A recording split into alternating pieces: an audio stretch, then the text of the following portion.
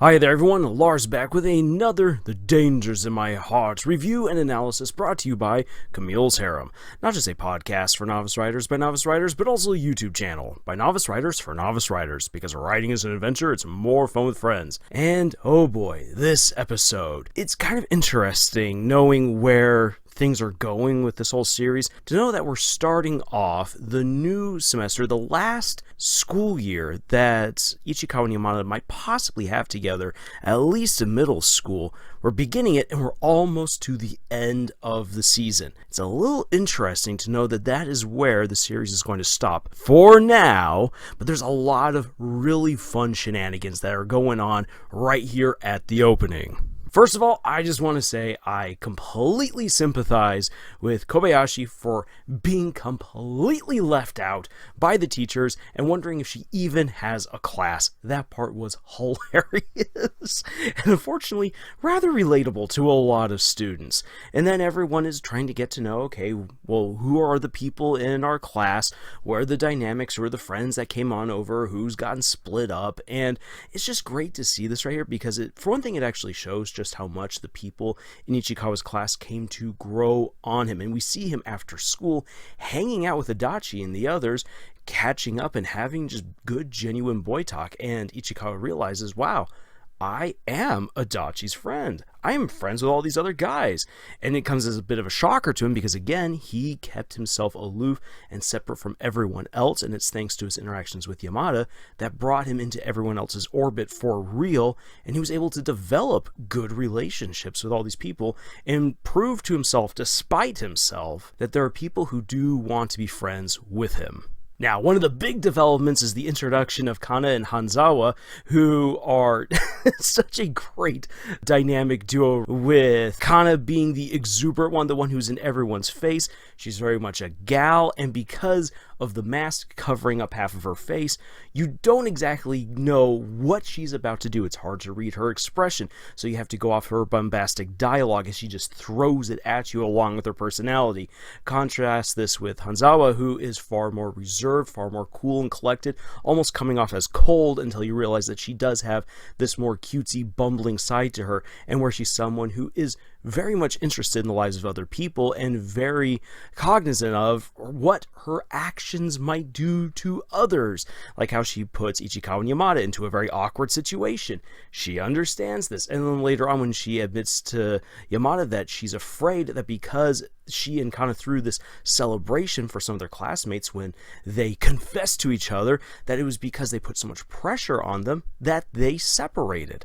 And that was just a really unique, nice way of showing the caring side to this girl, and really the caring side as well to Kana. These are just really great dynamics to see in a new classroom. We're shaking things up, and Ichikawa and Yamada have to now navigate this all new environment and reestablish their relationship within that environment. Obviously, some of the big stuff for this episode is when Yamada gifts Ichikawa what is supposed to be a chain for his wallet.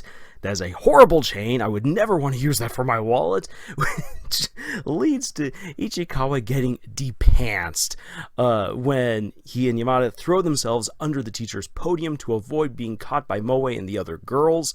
And I love how Moe already is picking up on, this is what's going on. Okay, then I am going to tease you two by agreeing with Kana that we should throw a celebration should you two ever start getting into a relationship. And I'm just going to give kind of a wink wink for things that are going to happen a few episodes from now, that there's actually a movement on the part of certain characters to remove Kana from the situation.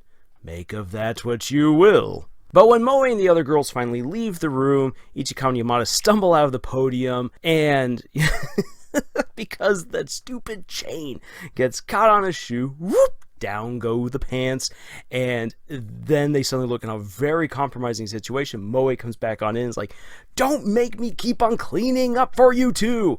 I loved that response. Moe really is one of the best wing women any guy could absolutely ever want, though definitely Hara is in competition for absolute best wing woman of the series. Now, it should be remembered that one of the reasons why Ichikawa and Yamada throw themselves under a podium when they're just sharing a gift or when they try to hide in the library is because Ichikawa from the previous episodes is like, look, you are trying to become a star, a model, and I could get in the way. If people realize that you are with this short, gloomy kid, that could cause all kinds of problems. We need to have proper distance. That way people don't think that we don't have a relationship that we don't actually have, which is just, it's silly. This is one of the things that is helping to extend the tension leading up to the time where these two characters do get together. And so that lends itself towards some of the fun stuff that we see happening in the library, with Ichikawa actually getting so close to confessing his feelings, but then being caught in the curtains with Yamada right as Hanzawa shows up, and the moment is lost. Poor Hanzawa, she has no idea that she just stepped in at the worst time possible. She might have an inkling about it, but she might not realize just how close Ichikawa was to confessing, and we could have progressed the plot even further. This is what happens. Regular old school romance shenanigans. But then, back in the library once more, Yamada brings up how they've all had to undergo their annual weigh-ins. How tall are they? How heavy are they? What is their muscle to fat ratio? All these other things. And she decides to say, you know what, let's make a mark of how much we have grown. Ichikawa, your voice, it's gotten deeper. Is that the deepest it's going to get?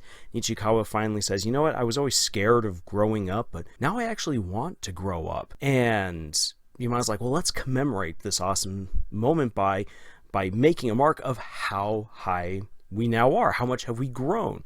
And so they decide to hide this marker behind the books. So they pull out the books at the different shelves, and when Yamada marks for Ichikawa, she leaves behind her nickname for him, Kyo. And when Ichikawa does his mark for how tall Yamada is, he leaves the name Anna. And that is a big deal right there for Yamada, because finally Ichikawa is calling her by her first name in some kind of way. She's absolutely over the moon about this. It is a special moment for her.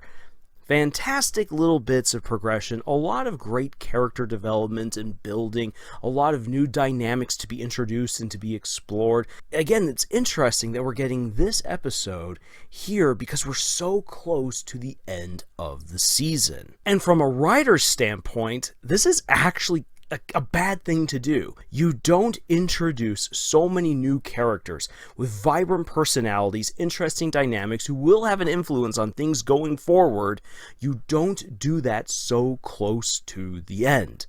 And this comes about as a result of adapting the manga, because as far as the manga is concerned, some of the big moments that are coming on up, they're just a massive turning point for the rest of the series. There's so much more story left to tell, and that is the ending of an arc, but it's only the beginning to so much more to be explored and enjoyed between Ichikawa and Yamada going forward through the rest of their final year of middle school. So it's interesting right here, because as far as the manga is concerned, this is just natural. We're only really just past the halfway points as far as the overall story's concerned, but where the anime is, this is kind of late in the season. This is kind of late in the game. And that's because the anime is centered on ending the season at a very important moment for Ichikawa and Yamada. That will be the culmination. That will be the climax.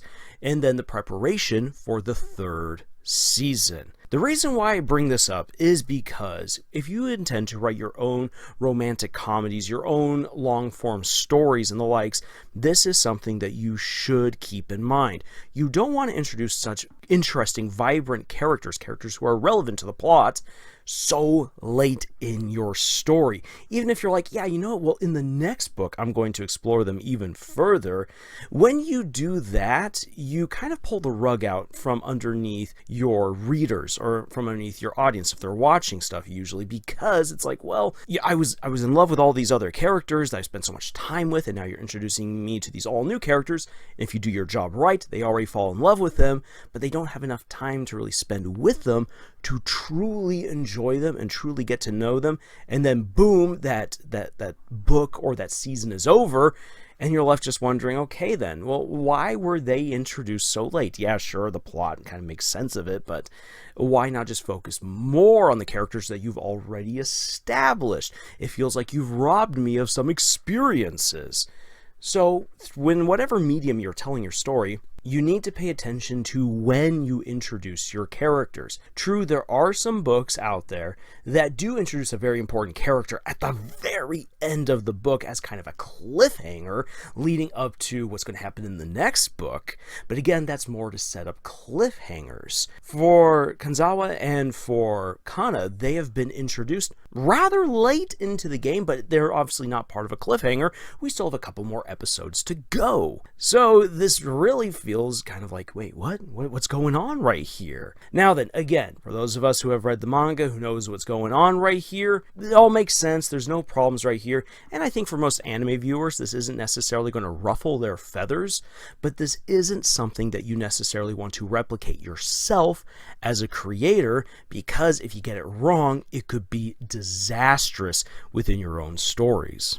Overall, this latest episode of The Dangers in My Heart was a lot about, well, setting up the new environment, the new circumstances and the new relationships that Ichikawa and Yamada are going to be a part of in their final year. And again, this is all for setup for some big things to happen later on down the road. So, still be excited, get excited for the big stuff that's coming down the pipeline. Oh, I can't wait. There's so much good fluffiness yet to come. But that will do it for this video right here.